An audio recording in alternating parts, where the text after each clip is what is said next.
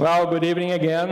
It's exciting to be here hosting our second installment of the Eller College Dean's Speaker Series. We had our first one on the topic of energy and sustainability back in November. That was very well received. And I really think that you can measure the success of a business school by the success of the community engagement. And we'll be doing more and more of these. So I'm very excited to be presenting here our second event of the speaker series. I would like to first acknowledge in the room everybody who has a degree from the Eller College. Can you raise your hands? Wow. Thank you. This event is in partnership with the Maggies Center for Entrepreneurship, and I'd like to also acknowledge all those Maggies students who are here today. Can you raise your hands?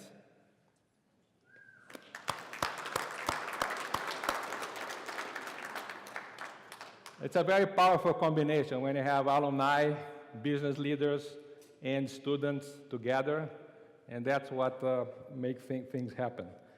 I'm going to read from a quote, and then I'll explain why I'm doing this.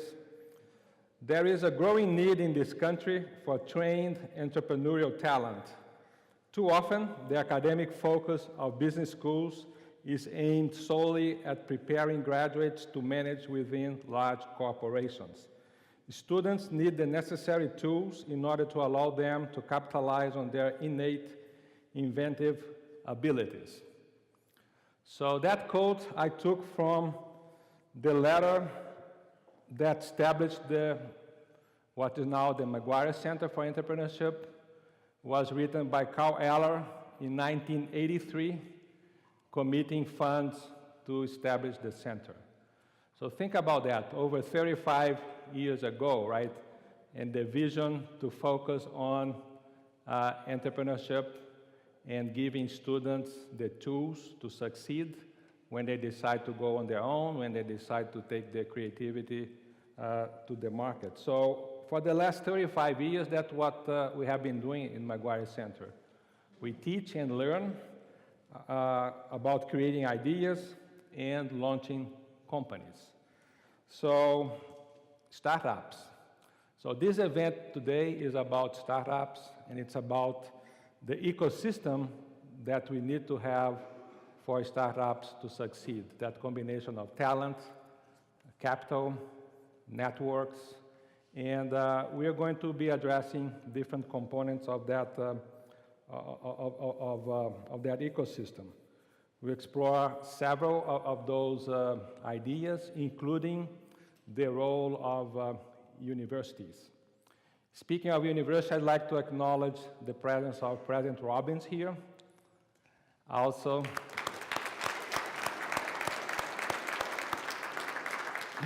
Mike Dake, our Senior Vice President for Health Sciences. And I believe I saw Ron Shupman earlier. He's the chair of our Board of Regents. Thank you. So the way this program will proceed, we'll have two components. First, we have a fireside chat. You can visualize a fire pit in between those two chairs.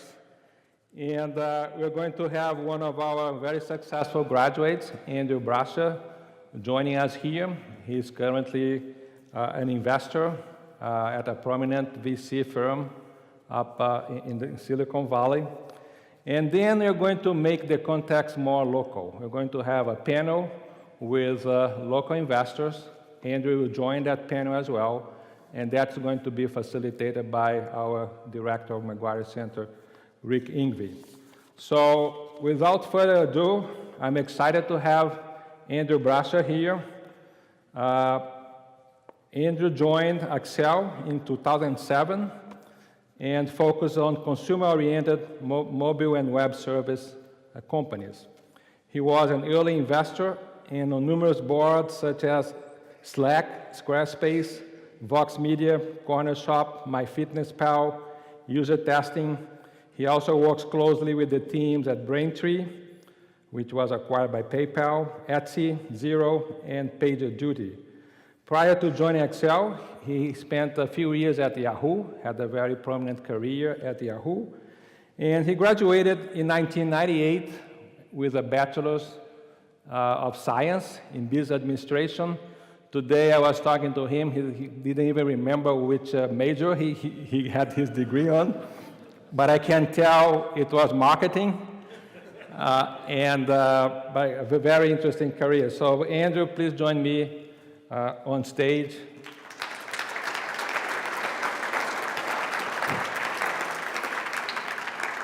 Don't stay there. I want to be eye to eye with you sitting down here.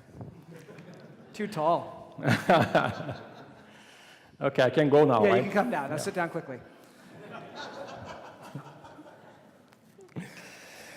Okay, so what I'd like to do, Andrew, is to start by asking you about your professional journey and how did you end up in venture capital?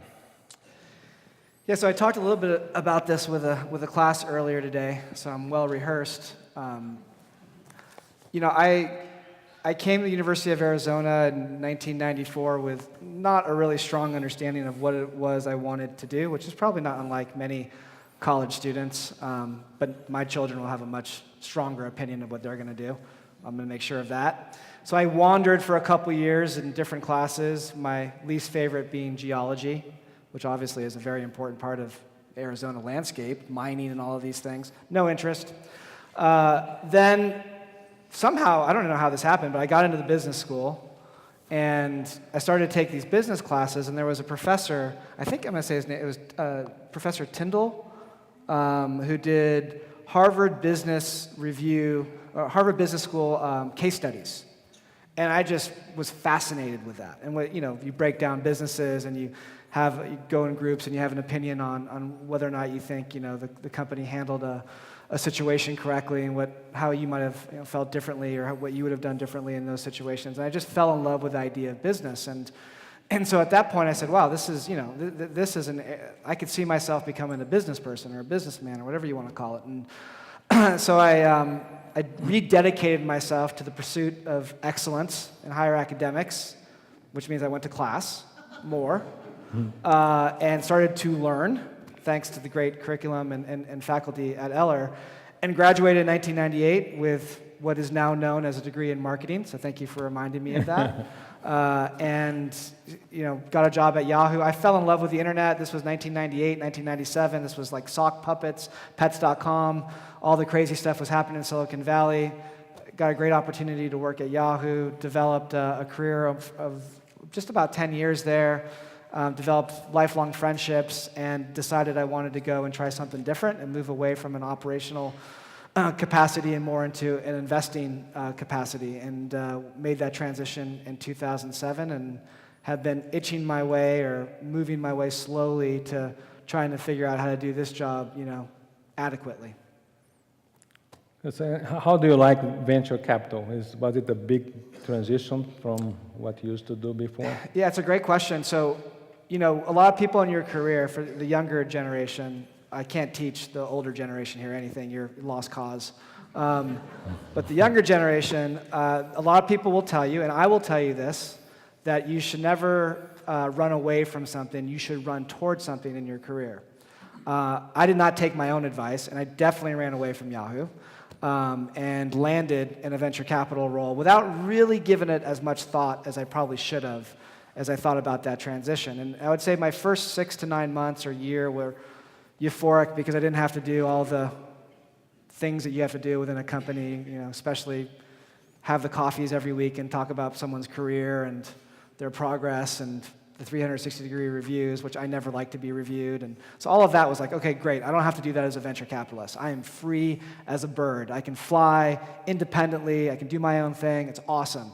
And then after a year, I realized I didn't accomplish anything, or just I didn't feel like I accomplished anything. And in a year in a company, you felt like you accomplished so many things. You know, you had all these objectives, whether they be quantitative or qualitative objectives, and you could look at yourself in the mirror at the end of the year at a company and say, you know what, I did a pretty darn good job. We accomplished these things. As a venture capitalist, I had no idea how to measure my success. And it turns out in venture capital that you can't really measure the success of the business in like year increments or even 2-year increments. Like you have to measure it in like decade increments because that's how long it takes to develop and partner with companies to the point where they actually exit. And you can say, well, I had a great return from my limited partners. And so there was definitely a time where I'm like, oh my gosh, I made a huge mistake entering into the venture capital world. And it wasn't until I started to make some of my first investments where I started to reconnect both the best part of my operating career, where I was working hands-on with companies and entrepreneurs and people within departments, to this, connect that with this idea of doing that from scratch versus an existing entity that already was up and running. And so it was probably about 18 months or 2 years into my venture capital career where I said to myself, okay, well, I'm just going to have to deal with the fact that I'm not going to really know if I'm any good at this for a long period of time, and I'm just going to have to enjoy the ride. And I think that changed my mindset. This is probably 2008, 2009. By the way, what a great time to join a venture capital firm. Like a year before Lehman Brothers closes down, there's a massive global financial crisis. So that didn't probably help my psyche at that time as well. But I was able to push through, and now I've developed a real appreciation for the business and the craft of venture capital. It is a really easy job, but a terribly difficult job to be great at. Hey, you get some people's money, they give it to you, you go invest in cool ideas and cool companies. That's not hard. It's hard to find the right investments and build the right teams and build the companies that really move, markets and define categories. That is a very difficult thing to do. And, fortunate enough, I joined a great firm that had a long history of doing that and was willing to be trained and developed in their system, and it's turned out okay. Now, how has the venture capital industry changed since 2007, the last 10, 12 years? I think the biggest change was, if you think about like the venture capital business in the 80s and 90s, it was very much a cottage industry where there was a constrained amount of capital, and it was really, in many ways, driven by university endowments and sort of looking for a small percentage of their returns to have a lot of variability and alpha and in these sort of venture return profiles. And that changed, as the dot-com bubble came, and all of a sudden a flood of capital came in the market. All these new financial institutions were created, fund of funds, large sovereign wealth funds started to go and chase the growth of technology. And so what was a cottage industry became a highly competitive industry. And I would say that trajectory has only increased in velocity. I would say that there is no more competitive business that I've ever seen than the venture capital business. It is, at its essence, on the capital side, commoditized. And so you have to compete for every opportunity, every entrepreneur relationship, all along the way in all these different categories around the world to be able to drive the returns that are necessary to continue to justify your existence. And so from my perspective, if you look at Silicon Valley, even in the last 10 years, you look at the massive amounts of wealth that was created at Google, created at Facebook, created at Twitter, has been slowly being created at Uber, you name it. Like you're creating hundreds, if not thousands, of angel investors that now want to develop relationships with entrepreneurs before you do. There's thousands of seed funds that have been created that are smaller institutional capital bases that are nimble and can move very quickly. And so the business is evolving and it's changing quite a bit.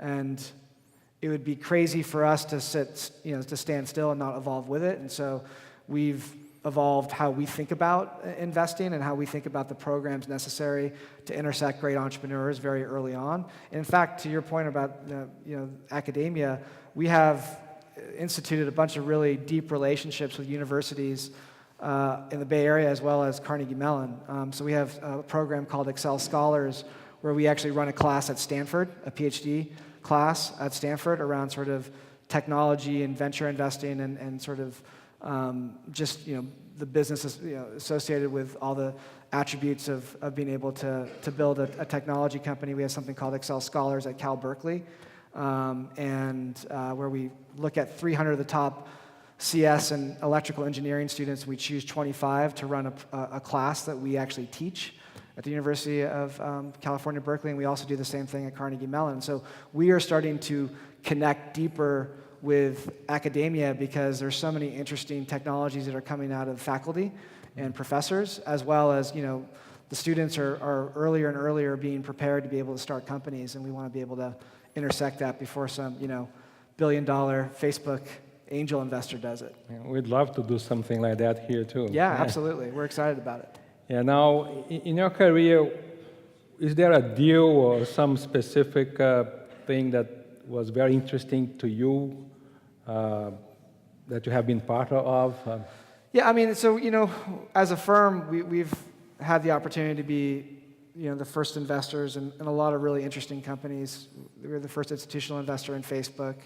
And you just don't have many opportunities like that as a venture investor. Facebook's founded in 2004 to close to a $400 or $500 billion company today. That's just unheard of in our business and any business.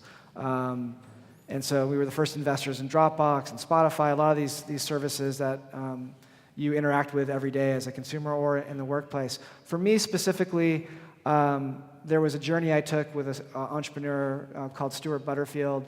Stuart was the founder of a sort of Web 2.0 company called Flickr, which Yahoo bought. I bought while I was at Yahoo and built a deep relationship with him. He really wanted to build a game, a very artistic game. After he left Yahoo in 2008, I seed invested in his company and his team. We then led the Series A in his game. His game was called Glitch. It was beautiful. It was awesome. It was impossible to play and was never going to work. And he realized that, and I realized that. I probably realized that actually before he did, but we needed him to realize it at some point. So he realized it about 3 years into the company and about $17 million of paid-in capital later. And he decided to shut down the company. He built his own website for all the people that he had to let go. There was 40 people let go, and he basically built a website that was called Hire a Genius, and he did basically a recommendation letter for everybody in the company. And then he started working on his next project, which was an internal communication tool, which is now known as Slack.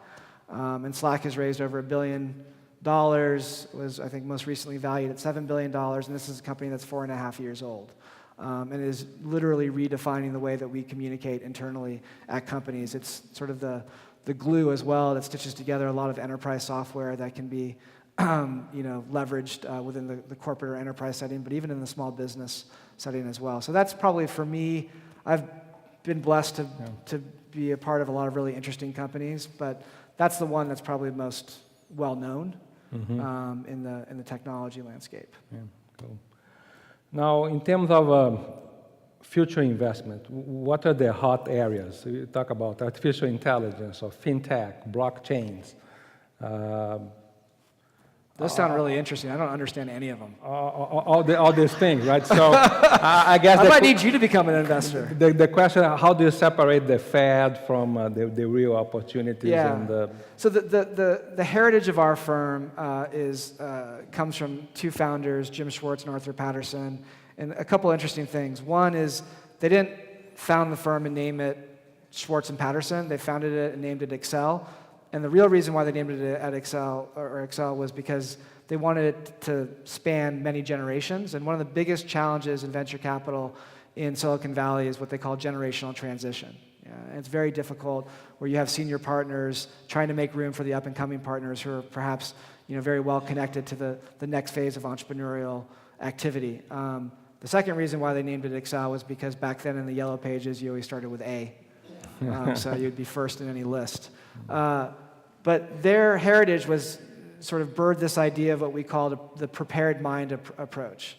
Chance favors a prepared mind, is the quote. And that idea is sort of a thesis-driven focus on investing. And so there's all this noise. There's blockchain, there's biotech, there's pharma, there's healthcare IT, there's unmanned aerial vehicles, there's space. And so how do you find the areas that you want to invest in? And we spend a lot of time doing research and talking with our companies and getting to understand the needs of our companies to develop a thesis in certain areas. And so what I would say is the centerpiece of our practice is really around information technology, and it's really around data center infrastructure, storage, networking.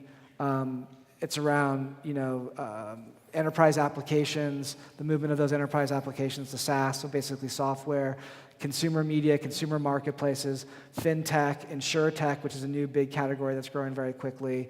Where we aren't as focused today is in what I would say is on the periphery for us. What we would call like frontier areas would be space, autonomous vehicles, cryptocurrency. I would say blockchain as an infrastructure or a technology platform is probably closer to what we focus on, but we focus on it through the lens of all those categories that I talked about and how it just becomes a better technology platform to do some of those things. Artificial intelligence, machine learning, you could not sit down in a cafe in San Francisco or Palo Alto or anywhere and not overhear 25 different conversations about people completely bastardizing the use of machine learning and artificial intelligence. It's like, well, yeah, I got this AI. So for us, those aren't categories of investment. They are technologies that in a vertical context can be made to be very compelling. So us, when we think about the next wave of consumer technologies, when we think about the next wave of software companies, we think about the importance that machine learning and artificial intelligence will play in those dynamics, not sort of investing in this idea of like a hammer looking for a nail and just generalizable technologies. We look for very application-oriented use cases for those.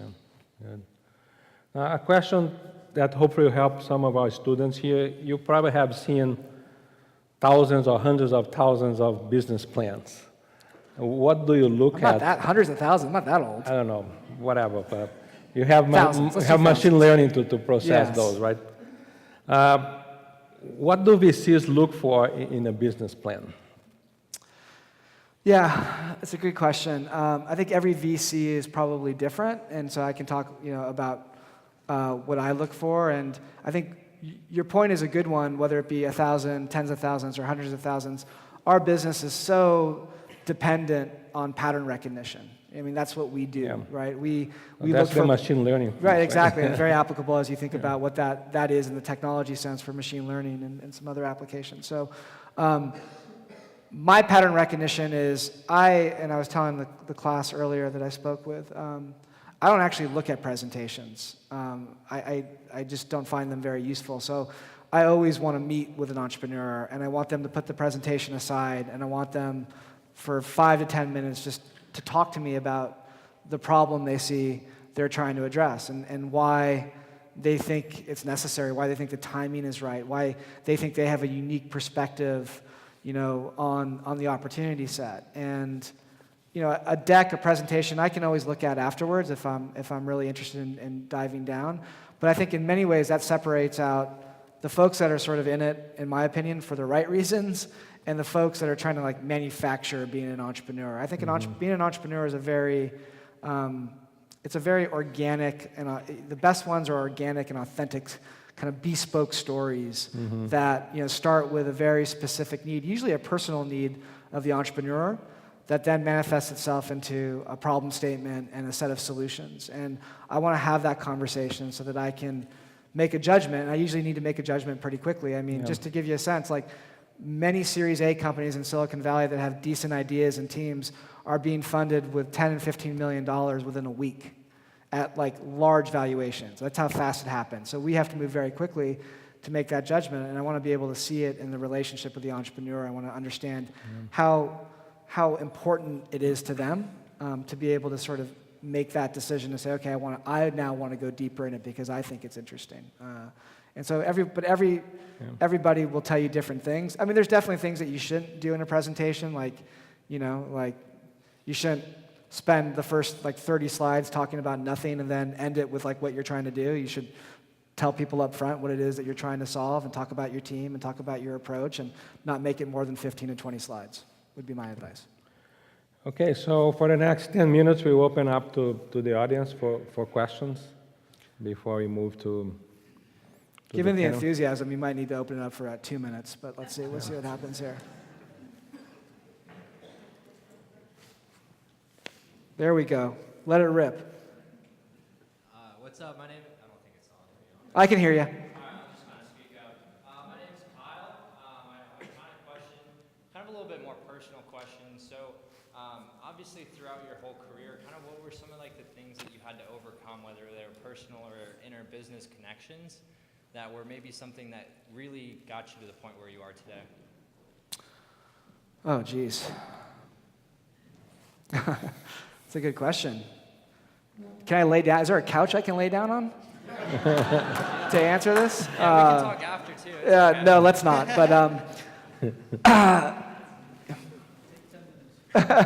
But you know, I think for me, I've always been a very motivated person, and I had very clear ambitions as a young. Even when I was here at school, I knew I wanted to be successful. I knew I wanted to have, and I had a good life. I grew up in a middle-class family, so I grew up and had a very good life. We didn't have any wants or desires that weren't met. But I just wanted to have a better life than my parents had. And I think they wanted to have a better life, me to have a better life, which is why they invested so much in my education and everything. And so I was always very hard on myself, but I would say that was probably one of the biggest motivators for me, meaning that I operated within this environment of having a chip on my shoulder and always, believing that I had to work harder and, longer and more thoughtfully than anyone else because I wanted to succeed at a level that perhaps, people, if they just looked at my background, would say, well, that's not the archetype of an executive at a technology company. You didn't go to Harvard. You didn't go to Stanford. Every investor at Accel Partners is either MIT, Stanford, or Harvard today. And I'm University of Arizona. I'm very proud to be University of Arizona. But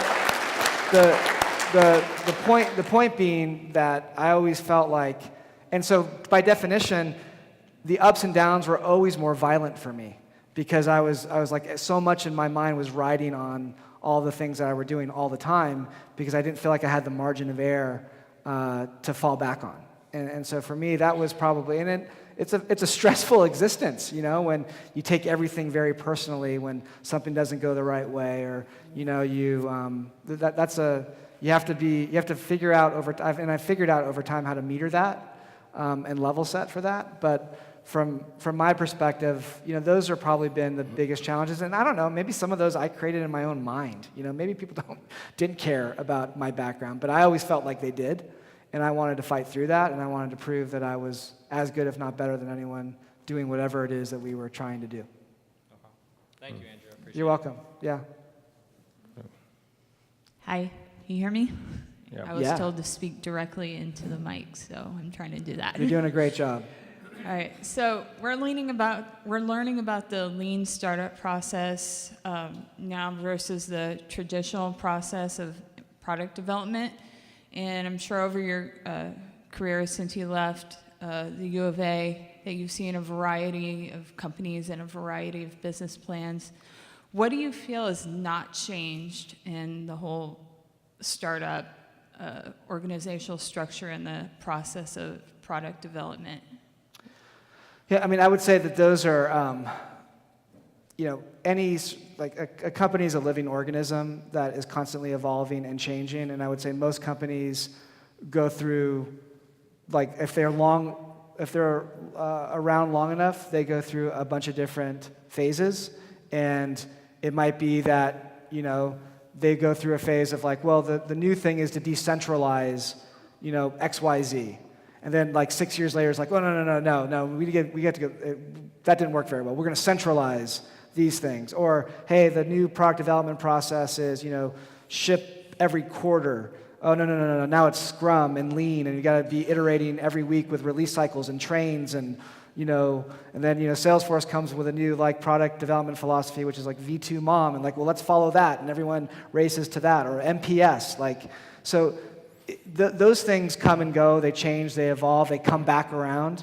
I think what doesn't change is sort of the fundamental drive of the founding teams and the entrepreneurs and the culture that they set, that both are able to, grow when everyone doesn't believe it's possible, and also to withstand and be resilient in times where things are actually really challenging. So I would say for me, that's why I, as an investor, focus more so on anything than the team. I focus 75%, 80% of my focus is on the individuals, because they'll figure out the right product development processes. They'll figure out the right, organizational design that will evolve over time. But for me, I can't. You can be great at all of those things and not have the resiliency and the drive and the ideation of a great entrepreneur. And that's where I spend my time and focus and make sure that I'm picking that part of it right. Everything else will take care of itself, in my opinion. Thank you. Thank you. So I can ask you then the last question before you transition.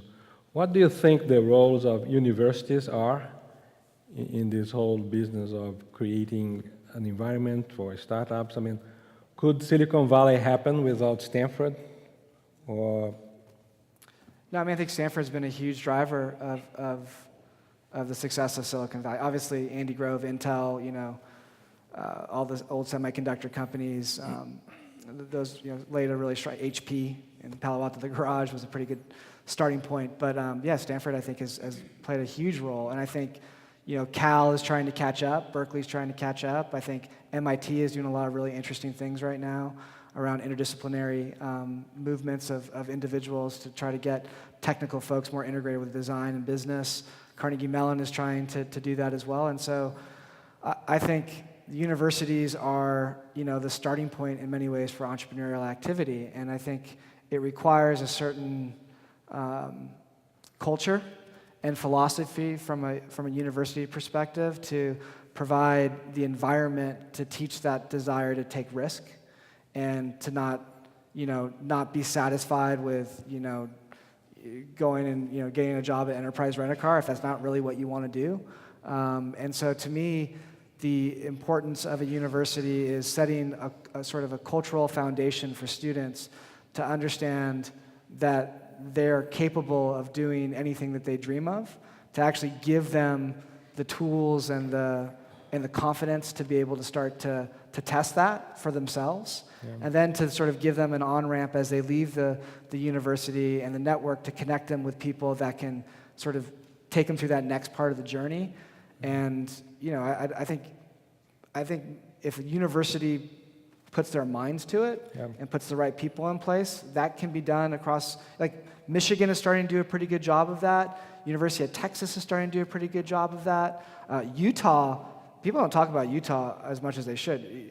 University of Utah is doing a great job in the sort of startup community and building technology companies around Salt Lake City and the greater Utah, Salt Lake area. Like, they're doing a phenomenal job. So all it takes is focus and direction. And if you do that, I think the rewards they're not going to play out just like in my job. Like, they're decade-long marches. But you got to start somewhere. And, I'm very bullish on the University of Arizona. I think Dr. Robbins is breathing just a whole new, fresh life into the university. I think, the strategic plan, thinking about a lot of the things that are coming, the fourth industrial revolution, as he likes to say, those aren't just words, that's reality.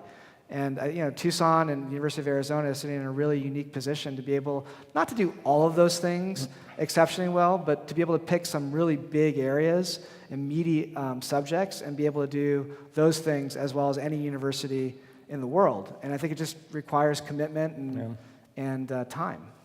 We have someone standing up. I don't know if we're going to cut her off. I kind of want her to ask her question. all right. What's your name? Maggie. Maggie. Nice to meet you. You too.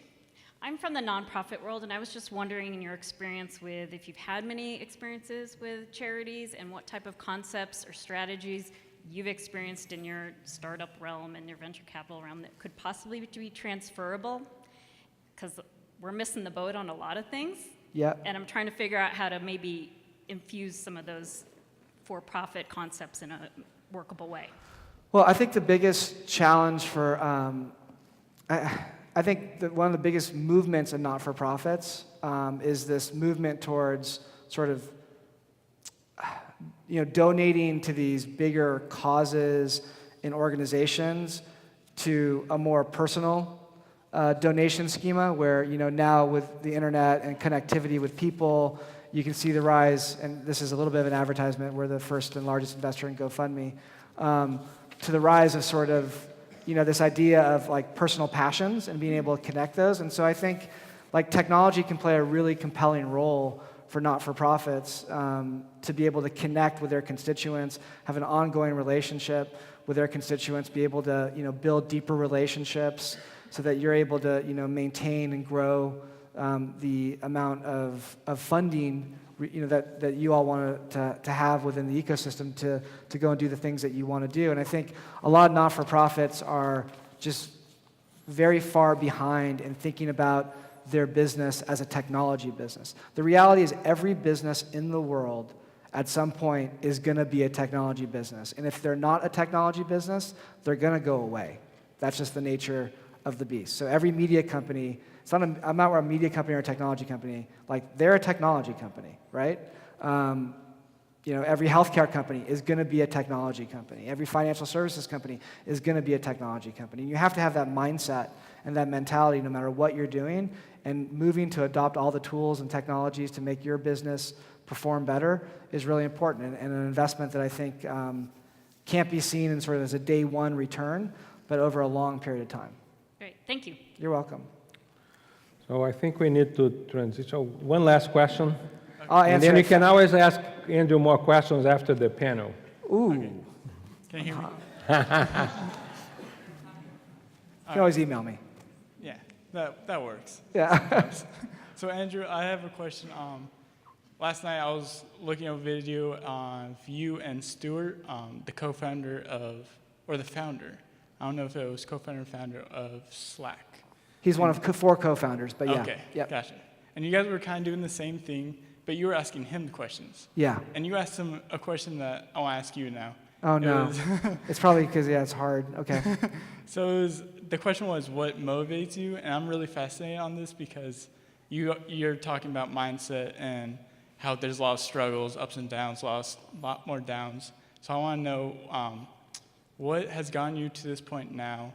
What kind of motivation did you go through then, and then what motivates you now?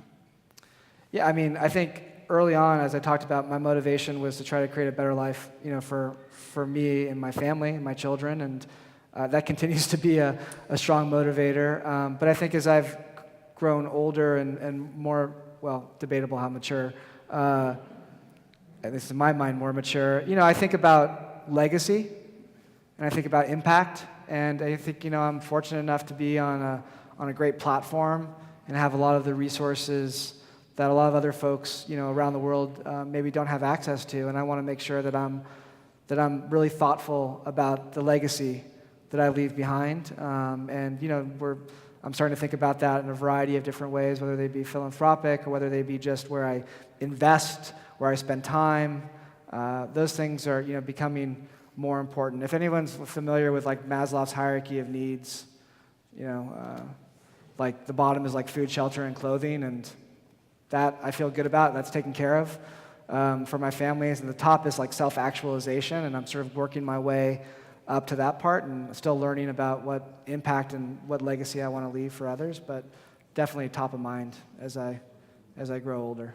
Okay, and then if you could just talk about, like, before you had your kids and you were married, what motivated you then to, like, when you were at U of A, you started at, I think it was arts, and then you started to go to the business school. What kind of got you going? Before you You're married the art and had kids, while you're going through the school, what drove you? Oh, what drove me? Yeah. Well, first of all, like, at school, my wife definitely motivated me because she was a great woman. So I was motivated to make sure I could try to secure that, which I initially failed at, and then worked through the next phase and was able to finally break through. But what motivated me was I'm competitive, right? And so I always ask the question, why not me? And I tell my children that, why not you? Like, whatever you dream, like dream of and whatever you believe you want to do, and go try to do it. And so I was, and do it better than anyone's ever done it before you. And so I was just a very competitive, motivated person that wanted to build a better life. I will say this, I was not financially, and still am not today, and here I am as a venture capitalist saying this, financially motivated. I truly am not financially motivated. I want to win. And I think winning in life is having a great family, raising great children that represent you the way that you hope they would represent you, to having a strong faith. All of these things are like the things that I think about in terms of living a great life. And so I was just motivated to win in life. And that's, and I'm still motivated that way. And the game changes and it evolves, and what you want to leave behind evolves and changes, but that's always been my focus. All right. Hey, Thank you. Thank you very much, Andrew. Yeah. Appreciate that. So, Thank you. okay. Let's get Rick here on stage and to organize the panel. It's my pleasure now to introduce a couple of our local entrepreneurs, Mara Aspinall and Fletcher McCusker. If I could have you both come to the stage while I share your backgrounds. Mara is a healthcare industry leader and pioneer committed to active civic involvement. She is co-founder and managing director of BlueStone Venture Partners, a firm investing in life sciences, technology, and innovation companies based in the U.S. Southwest. She is also CEO of the Health Catalyst Group, an investment advisory firm dedicated to the growth of health information technology and diagnostic firms. And she involved in publishing the popular Health Catalyst Diagnostics Year in Review. Mara has extensive experience in the risk-based capital industry, including as advisor to several large venture and private equity funds. She has previously served in executive-level positions for Ventana Medical Systems, Genzyme Genetics, and Genzyme Pharmaceuticals. She was named Arizona Biosciences Leader of the Year by the Arizona Biotechnology Association, one of 100 most inspiring people in life sciences by Pharma Voice magazine. Mara holds an MBA from Harvard Business School and a BA in International Relations from Tufts University. Let's welcome Mara.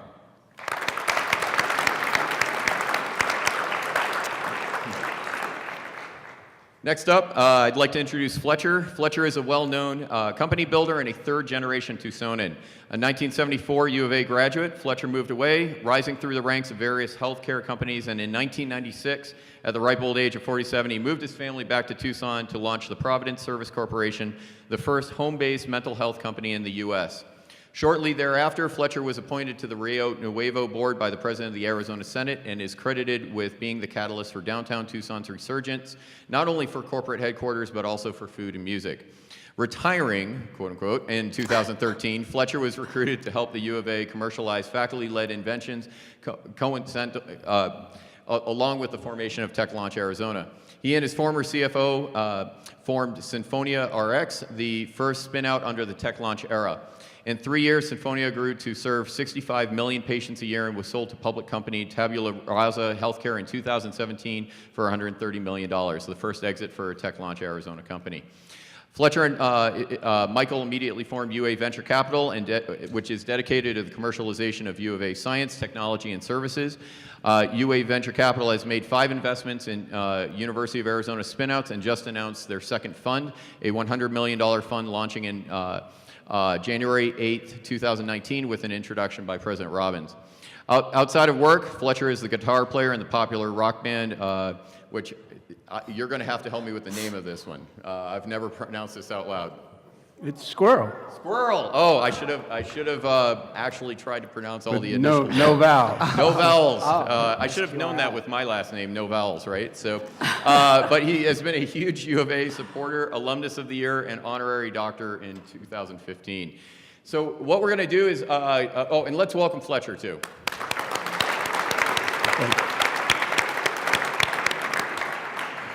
So what we're going to do is start this roundtable discussion by asking our panelists some questions about ecosystem development. After we have some time to discuss, we'll then turn it over to the audience to ask some more questions. And Andrew, I'm actually going to ask you to kick it off because earlier today we were able to talk to the new venture development students about Silicon Valley, how you see it changing, and then you made some comparisons to what's next for cities like Tucson, Albuquerque, et cetera. And would you mind sharing that? And then I'll ask Mara and Fletcher to respond. Absolutely. I'm going to off-road for a second here just to make a comment, because I had a flashback to interviewing for Ventana Medical Systems My favorite company here. as a senior, and I did not get a call back. So I did not do the interviewing. I'm assuming that they're still waiting. It must be in my voicemail somewhere. But yeah, failure was early on in my career. Yeah, you know, venture capital is changing so much because of just the way technology platforms are being developed and the accessibility of those technology platforms, as well as the fact that you look at, you know, California, you look at Silicon Valley, New York, Seattle, the cost of living is just so high. It's really difficult to be able to raise a family and be able to buy a house and do all the things that you want to do.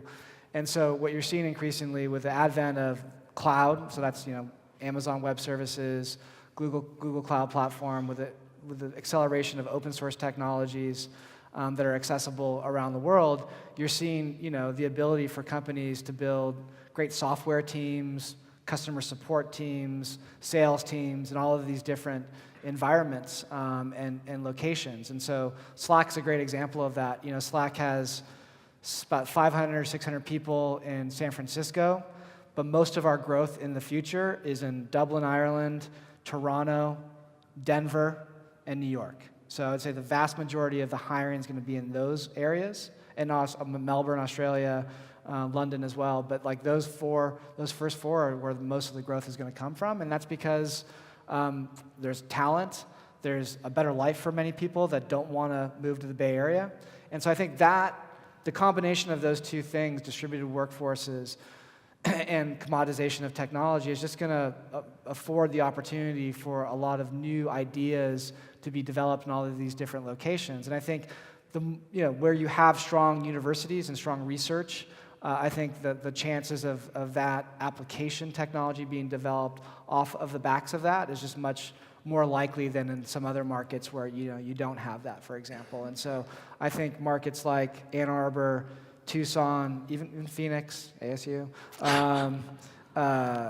Austin, Texas, Atlanta with Georgia Tech and Emory and all of those, you're going to see a lot more companies being developed in those areas. And Fletcher and Mara, how have you seen Tucson's local ecosystem developing over the last 5 years, and where do you see it going? Well, let me first start by saying it's wonderful to have Andrew say that as a Bay Area venture capitalist, to talk about areas outside of the Bay Area. For a long time, particularly in the 90s, you heard venture capitalists say, I'm not going to invest in anything that I can't drive to. And to have the openness to say it needs to be broader than that is terrific. And that's really why we started BlueStone Venture Partners. BlueStone is focused on what we call the NATO states: New Mexico, Arizona, Texas, and Oklahoma. We thought about calling it NATO Ventures, but we thought we might have a little bit of confusion there. And the reason that we say that, like Steve Case talked about the best of the rest, is that there are diamonds in the desert here. Companies have just as good talent, not as high a density, but just as good talent, typically, quite frankly, undervalued because we're not competing with Accel and 10 other large funds. And those companies are the ones that, like Fletcher has created, that can really make a difference in an ecosystem like Seattle was before Microsoft and Amazon, that we need to continue to nurture. I think many people would be surprised when you ask the question about Tucson. Recently, with Ron Shootman and others, we looked at the ecosystem right here in Tucson and how many bioscience companies that are here. And yes, there's Ventana, a wonderful place, fastest growing part of Roche. I'm still proud of my team. But there are 27 bioscience companies in Tucson. That is extraordinary. And I have to tell you, virtually all of them are looking for talent. And I think many people sort of have an old view of Tucson and think about it in older ways and say, we don't have the companies here. We do have the companies here, and we have the technology companies. I know bioscience is best. They're growing and they're thriving, not even to mention probably double that number in Phoenix. So I think we need to shift our perception of ourselves to understand this is a great place to start and to grow a company. If I could be so bold, I would change the title of our seminar to how we built an ecosystem. Indeed, we have one. 2 years ago, we were aspirational, and we sat in a lot of meetings like this wishing that someday we would have an ecosystem. But thanks to a lot of people in this room and others, indeed, we are very Austin-like today. And we're often compared to Michigan, or someday we'll be compared to Stanford. But all the pieces that you look for in a community are now in place in Tucson. Venture capital was one of the missing components. And it's not surprising that that venture capital is being filled by locals, not by big institutional firms or Palo Alto-based firms. We've seen the resources that we have, particularly at this university. We have a hip downtown now. That's something that young people look for. Entrepreneurs want to be in an urban environment. The university has become very collegial and collaborative. President Robbins is indeed a game changer. But so are the people that are migrating to the school. Dr. Dake, Brian Ellerman, who runs our new incubator, Tech Launch, the kind of things that were happening. I think last year we applied for almost 300 patents from this university alone. And we're investing in that technology now. We invested our first fund. We're only a year-old fund. We launched a $20 million fund. Doesn't sound like a lot of money, and indeed we went through it pretty quickly. But on the heels of that, we've launched a $100 million fund. And it's exciting people around the United States to see what's going on, what is in the water in Tucson, Arizona. We're all becoming a part of that now, and I think at some point people are going to put us in that same basket when you talk about Utah, Georgia Tech, Michigan, MIT, Stanford, Caltech. And it's maybe a year, 2 years out, and we'll come back and talk about how we built this ecosystem. And as you think about Tucson, you mentioned a few of the assets that we have that are helping to drive the ecosystem. And you know, as you compare to other cities, what are some of the other key assets that are attracting capital, attracting entrepreneurs? And then where are some of the gaps? Like you talked about, Fletcher, in the next 2 to 3 years, here's where we can be. What are the biggest gaps to get there in the short term? Well, we have the greatest untold story probably of any city in America. If you want to start up a company, there's probably no cheaper place to do that in Tucson, Arizona right now. Rents, access to talent, opportunities to collaborate with this university, the cost of living generally. An average home in Denver is $750,000. You know, it's 3 times that in San Francisco. So this is a great place to have a start. We haven't had the environment to nurture you. We haven't had the working capital to support it.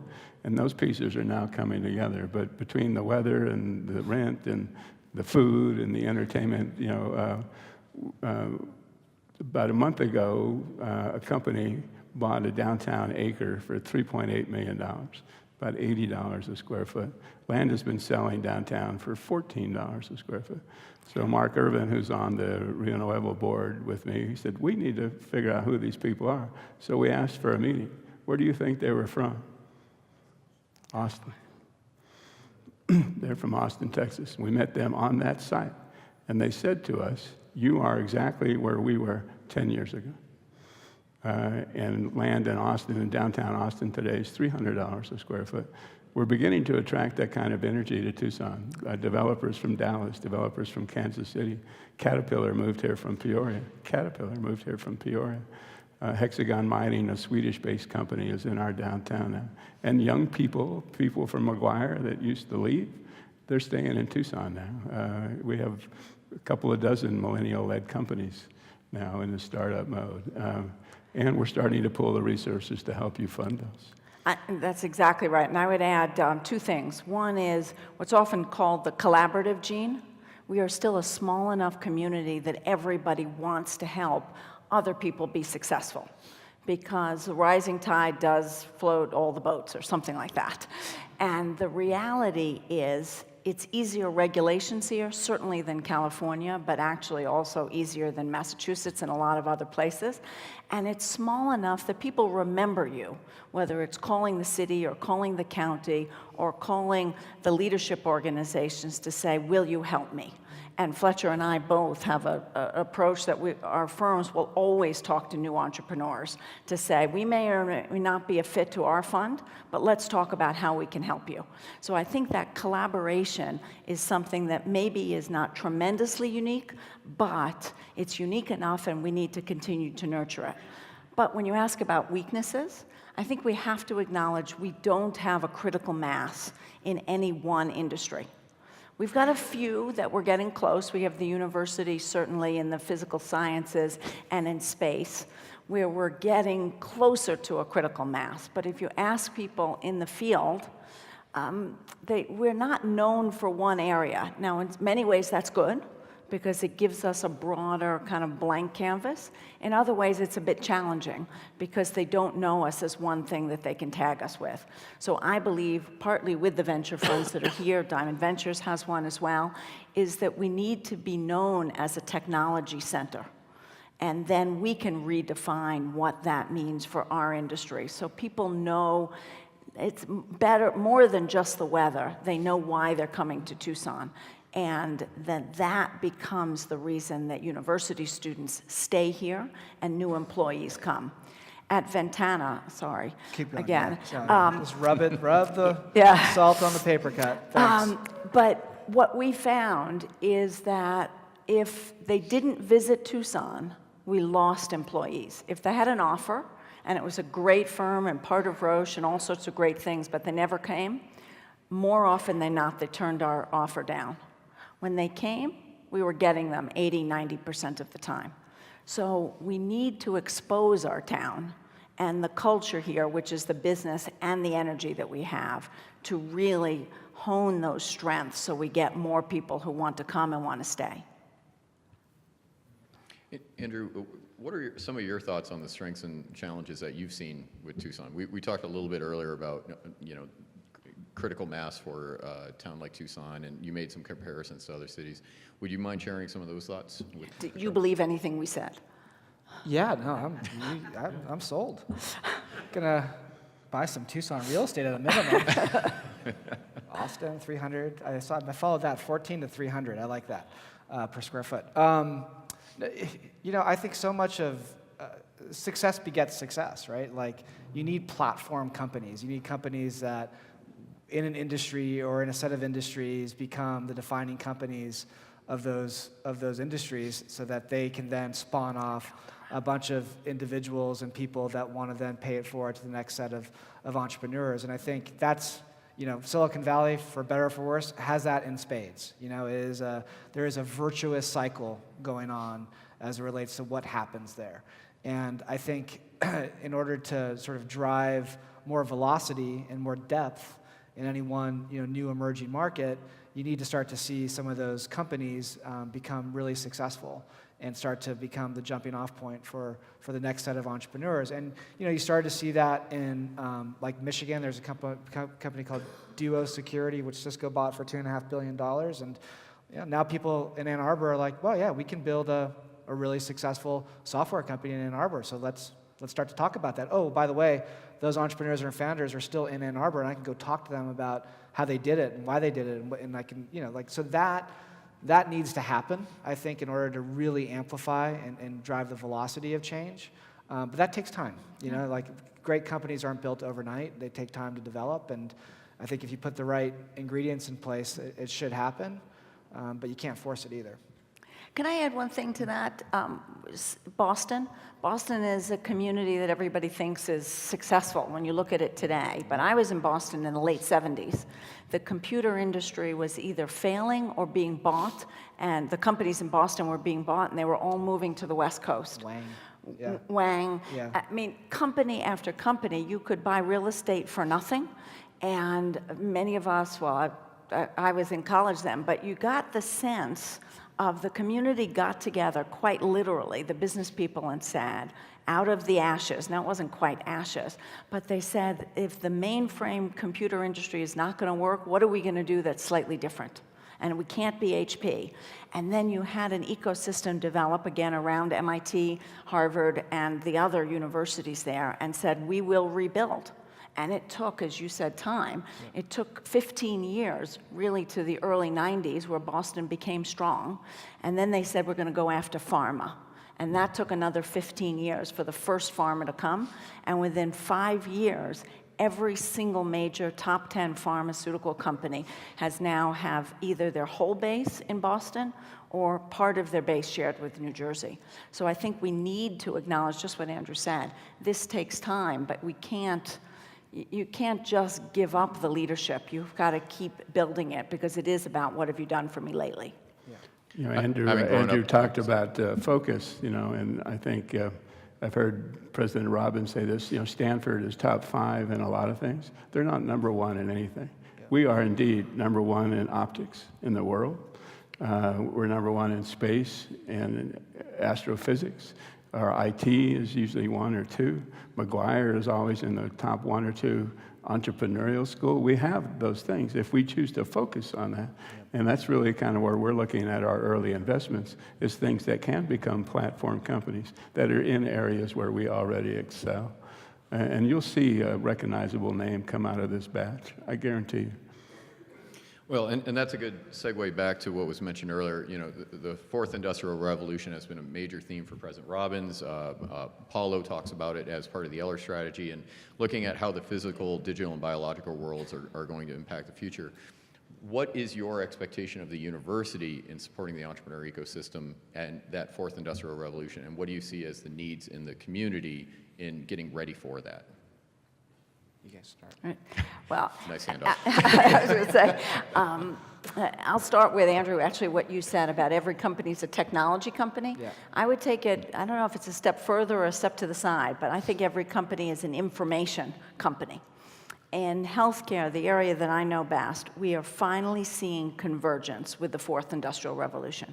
For decades, everyone talked about IT and technology is coming to healthcare. The reality is it came in very small pieces until the last 5 years. And that is the true combination, and I'll start with the easiest example is genomics. There is no genomics without technology. There is no genomics without information. And so what I think is that the university needs to train students, and the professor, Dr. Robbins has been talking about this, to train students for the jobs of the next generation. And people say, you know, for kindergartners today, 70% of their jobs haven't been created. That might be true, but I'm going to be narrow-minded to say what we need today, and we know that, we need information scientists. We need students to understand statistics, whether they're going into planetary science, medicine, or pretty much anything else out there. They need to understand math. They need to understand how numbers work. They need to understand how information systems come together. And that's something that many universities have not been able to teach. At Ventana and everywhere else, all of our portfolio companies, the #1 rec that is constantly open is statistician, because we need to figure out how to do that. We certainly need computer scientists as well. But I actually think that the need for computer scientists is starting to level out, because so many people in the last 5 years have gotten there. We need to take it further, and not just the programming piece, but the so what piece of that information. So I think it's all about training. You know, this university is really positioning itself to not only research, but to take that research to the market. And we haven't historically done that. It wasn't that long ago where if you were a faculty here, you couldn't benefit from your own IP. Ventana Medical was a spin-out that had to leave the university in order to thrive. We've recognized that now and recently have merged research with the commercialization efforts, and that will be led by a new senior VP reporting directly to the president. So we're just beginning to see the confluence of the kind of respect and energy and focus that we've had in research now being applied to things that are very marketable. And it really is, I'm sorry you're here because you're learning about this, but this is an undiscovered diamond mine in terms of product, innovation, the robustness of what's being invented here. It's a discovery fund. Yeah. Most of what we invest in is really early and very much in the discovery phase. But the IP that we're generating, the brilliance of our science, is going to change the world. And this is an opportunity that we all have now to really get into that very early. thoughts, Andrew? No. Before we open it up to the audience for questions, we have a lot of students in the audience. What would be your challenge to them in growing the entrepreneur ecosystem in the region? What would you like to see this generation do? I'll go second. Okay. Well, I'll live by what I'm going to say, which is take risk early in your career. Maybe take risks throughout your career, but when you don't have a mortgage and kids and 2 dogs and otherwise, take risk.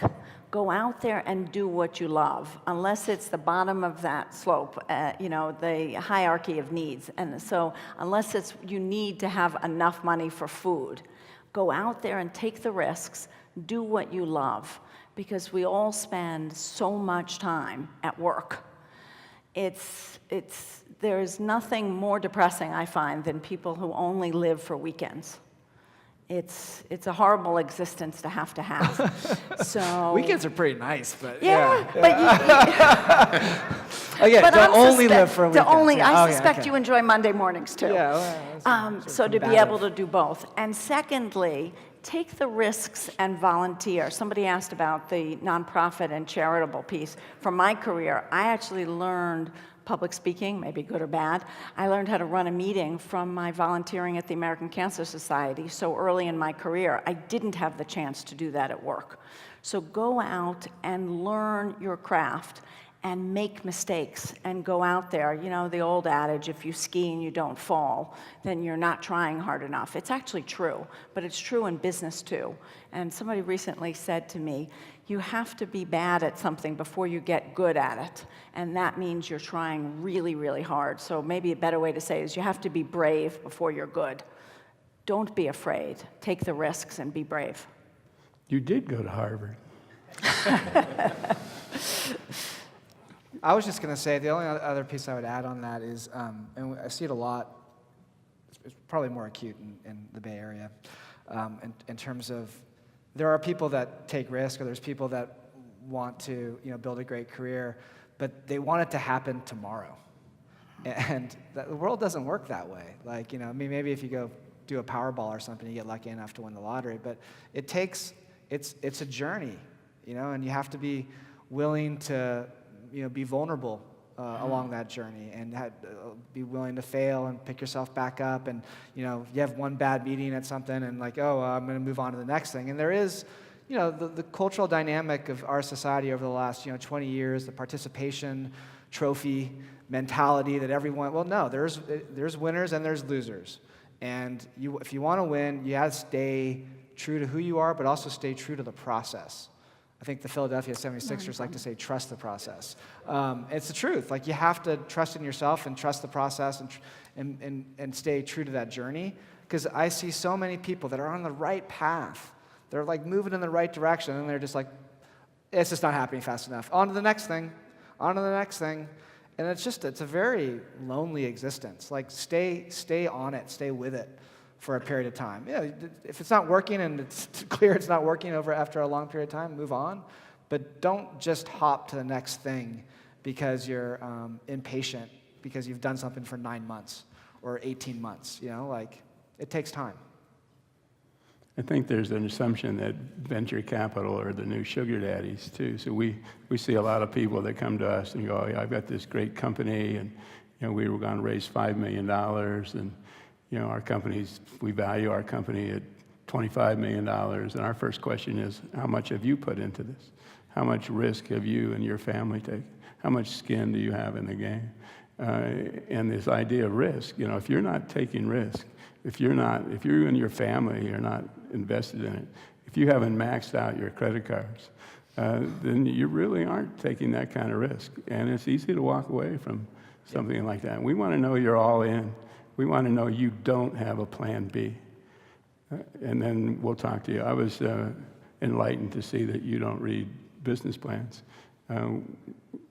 We thought that was exclusive to smaller firms. We don't read business plans. We have the opportunity to sit down with people. I took what is now a strat. It's more that I'm lazy, but I turned that into a strategy. I think genius. It really is. Look over here. Well, let's open it up to the audience for some questions. All right, yes. So looking like the big trends coming through, for example, cybersecurity or augmented reality, even deep learning, which is one part of artificial intelligence. And what do you think about the cybersecurity in the future, in the next 5 years? I think from an investment category, it might be perhaps one of the, if not number one, or maybe top 2 value drivers in technology investing over the next 10 years. And I cannot tell every board presentation of every major company, there is a whole section on security. And no one gets fired for buying more security for their companies. And it's the speed in which the innovation is happening within that category, the importance of that category moving to the cloud. You see what happened to McAfee recently. They're laying off thousands of people, hundreds of people, because they're just getting eaten up by the next generation of security companies. And I think all the new technologies, whether it be machine learning, all the new data sources that are being leveraged to be able to drive predictive models around threats, all that, we're just in the very, very early innings of that. And I think from there are going to be a lot of companies that probably people in this room are like, I've never even heard of that company. They're going to be some of the most valuable software companies over the next 5 to 10 years. It's an incredible space, really important. And my last question would be focusing more on blockchain technology, right? You mentioned about cryptocurrency, which is kind of one side of the blockchain. But what are the most advanced applications, or what do you think in the next few years in the blockchain area, what will be the most pretty much advanced applications that you can think of for the next 5 years? Well, going back to focus, blockchain and cryptocurrency is not an area of focus for me. I don't spend a lot of time thinking about it. I will say that I think the general direction that a lot of my partners that do focus their energy on it are moving in. I think they think about like financial services. They think about like insurance and some of these where large transactions are happening. They think of that as categories where blockchain can play a really strong role.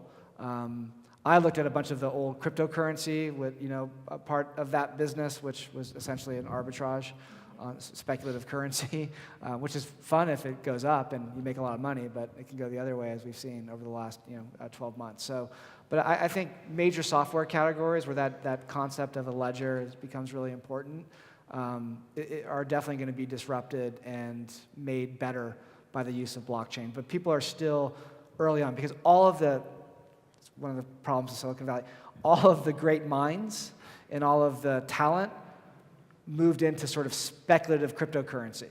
And now as that starts to wash out a little bit, those same minds that still have a strong interest are moving more to the underlying technology drivers of cryptocurrency, obviously blockchain and some other adjacencies. So I think you're going to start to see real entrepreneurs start to develop real solutions that tackle real problems. But I think it's a 3 to 5 year phase. Can I just add one thing about blockchain? Yeah. I think, like so many other technologies, it's a means to an end. It's not about investing in blockchain. I see it as investing in a company that has a solution that happens to use blockchain and using it in a way that makes sense, as opposed to being in love with the technology in and of itself. Yeah. Speaking of that, so do you believe in digital assets in the way where our information will be more digitalized? I'm sorry, I didn't hear Digital you. I assets. believe. Yeah, do you believe more in digital assets? For example, our identity, for example. I do. I mean, in healthcare, what we have found is probably the best, 2 great examples bought by Roche in terms of digital assets, or at least information assets. A company called Foundation Medicine was bought in 2 chunks, $5.3 billion, what Andrew Moore, who, by the way, turned down Amazon to come to BlueStone, was telling me today, 31 times EBITDA and revenue multiples.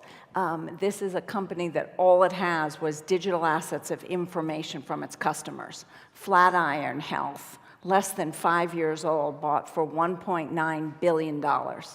all it had were digital assets, information systems that they had the rights to use.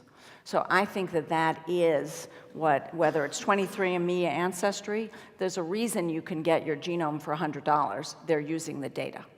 And that will become, at least in healthcare, I can speak to, the core asset and tradable asset in the future. All right, thank you. Thank you. Time for another question? Yeah. Hi, I'm Aaron. This might be a little pessimistic, but I kind of wanted to ask you about the fourth wave. Ask Dr. Robbins. I'm just chime in?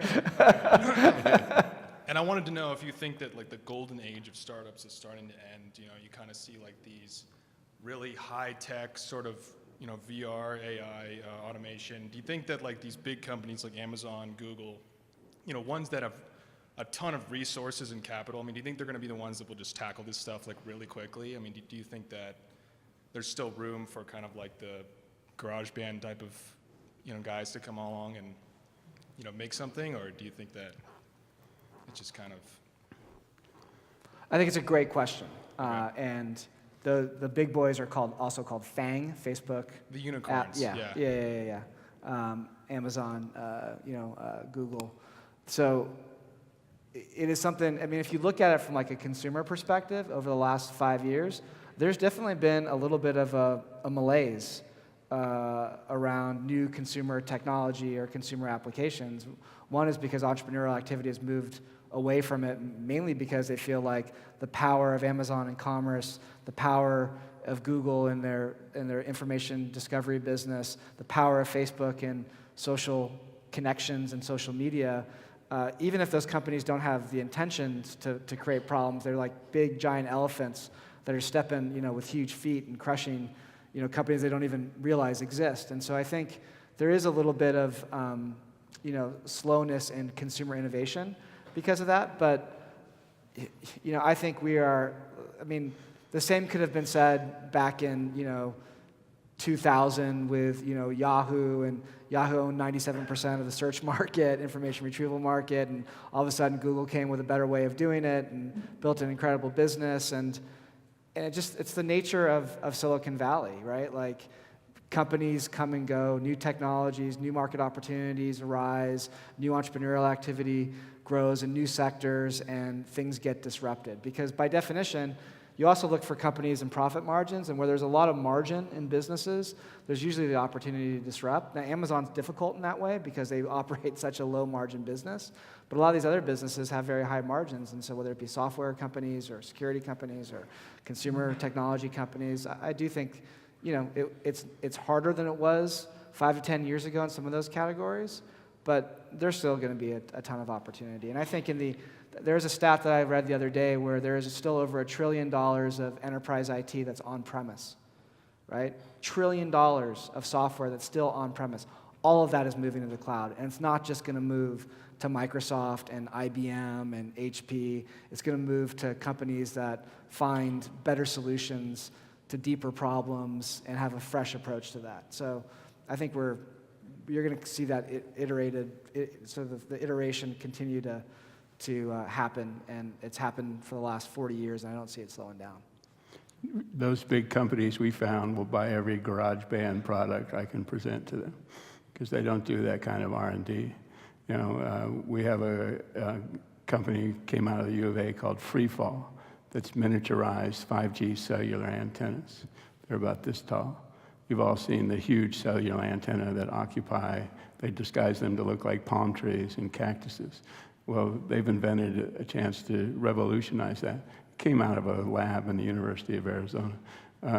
When that's exposed to Verizon and AT&T, they cannot imagine that a couple of engineering students and their faculty advisor invented this in one of our labs. But every one of those grand garage band products, properly presented, properly patented and protected, is very interesting to those companies. And they're all interested in space. We are the #1 community, the #1 college in the world in terms of space and near space. Vector Rockets, which is based here, is going to launch a satellite in a month. It's going to be about this big. They are working on an inflatable satellite that in the vacuum of space can expand. It's no bigger or heavier than a beach ball. What is that about? Technology, communication, internet, wireless. Google's working on a field of balloons that can operate at 160,000 feet that are now stationary, able to stay stationary and broadcast to an area inside the hemisphere. Imagine if we could have launched that in Puerto Rico right after the hurricane. We could have restored cellular, internet, communication, and phone in the afternoon. Those are the kind of things that are developing, and a lot of that's happening here in Tucson and in association with this university. I can't imagine a more exciting time to be into these kind of cutting-edge technologies that are going to change the world. And it's not all Amazon and Google and Microsoft. Andrew's right. There are plenty of opportunities for small companies. There's plenty of opportunities for you if you have a really good idea, and it's going to change the world. Next question. Thank you. Tommy? Signet. My question is a little more for Fletcher and Mara. So a lot of the conversation has been about commercialization of products coming out of the University of Arizona and universities in general. Can you talk a little bit more about what resources are available for non-university companies, and also how we can improve the ecosystem for companies like that? For non-universities. Well, first, clearly there's BlueStone, but there's only so much we can do as an individual fund.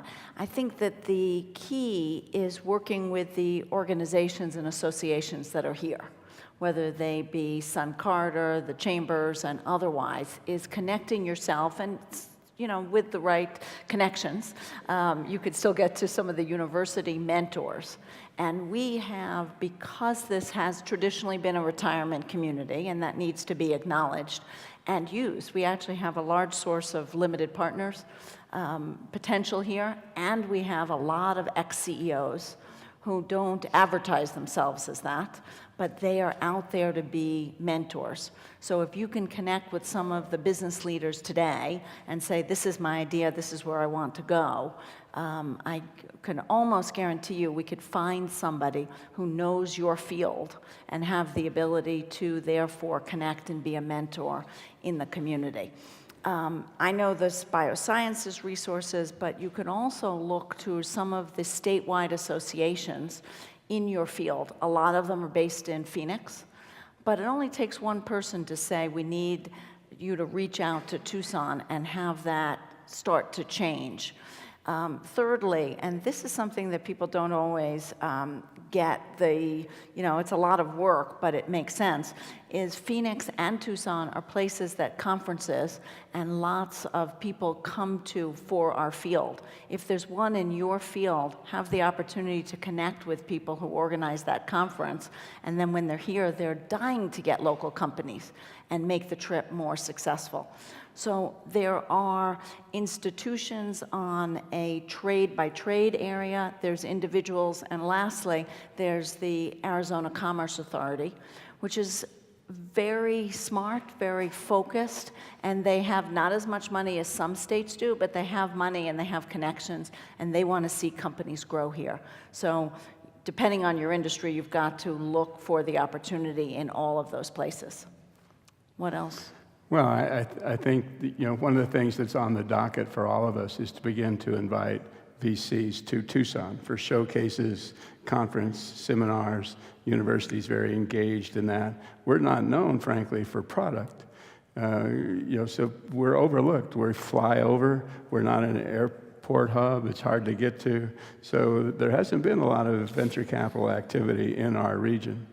Success does create success. So I think right now you're going to have to travel. When we raised money for our company, it was always out of town. Dallas, New York, Boston, San Francisco, Houston. But you're beginning to see people interested enough in what we're doing. We think we could get you in front of people with money. But you still might have to make a trip or two. And then you probably got to split some of the time because they don't really like coming to Tucson because it's too hard to get to. So our board meetings, 2 in New York and 2 in Tucson. 2 in New York, 2 in Tucson. But a good idea will find money. And there are people and networks in this community that can put you in front of somebody who knows somebody who knows somebody. Thank you. If not, go see Andrew. Yeah. Was there a question in the front? Yeah. Yeah, I'm about to start an AI company, and I wanted to ask first Andrew about location, and then Fletcher about location in Tucson.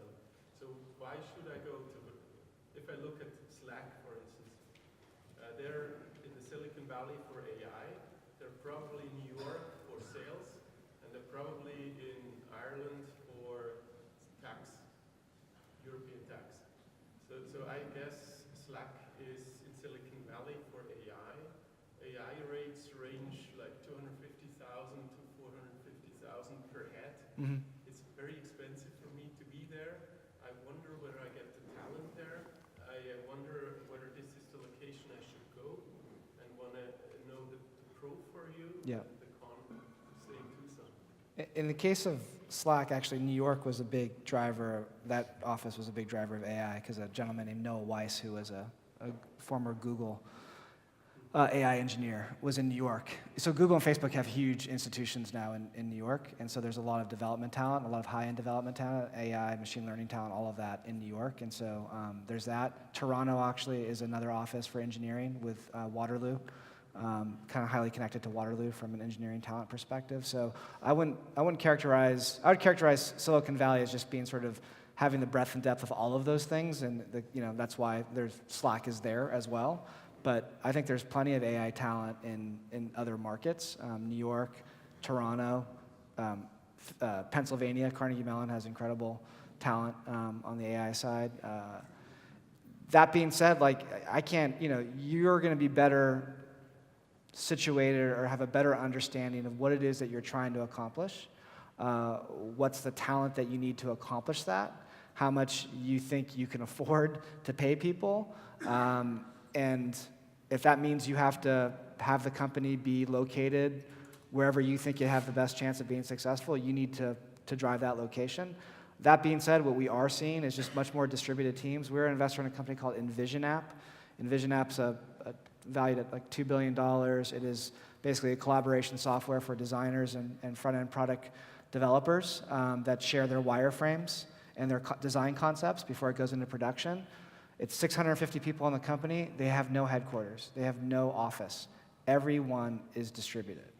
And so there's that concept as well. I mean, this is a company that's doing over $100 million in software revenue that has no headquarters. It is fully distributed. And so that's another alternative and concept. So to me, if you have a great idea and you can attract people to that idea, you can be here and they can be in Austin or Atlanta or Miami or Slovenia or Romania or Budapest, wherever. And so I think we have the software tooling and the connectivity to be able to be really productive as teams distributed. And so I would look at that as a possibility as well. Even if you're not finding the volume of talent that you want to see, an AI coming out of Tucson, for example, you can still be in Tucson. And you can rent a warehouse for $12 a square foot. Yeah. Go do that in any of those other cities. I think it's the affordability question. And we see companies that have people distributed all around the world. They're in France, they're in Tokyo, they're in San Francisco. The company may be based here and it's 3 people. But how many people are going to come to your headquarters? How many of your customers are going to be in your building? Do you just need a place to put people together to work? Vector Rockets is in an old warehouse. It used to be a produce warehouse. So they're not going to launch from here. They're going to launch from Georgia last time I talked to them, or Alaska. So there are ways to do that virtually, and we see a lot of companies that want to call Tucson home because it's our home. It's important to those of us that grew up here, and you'll see a lot of young people that don't want to leave. But in order to do that, you pretty much need a virtual company. But if you're in AI, you're going to be virtual anyhow. This is the most affordable place, again, to launch a company. Let's take a moment to thank our panel tonight for sharing their insights, and thank you to Andrew, Mara, and Fletcher.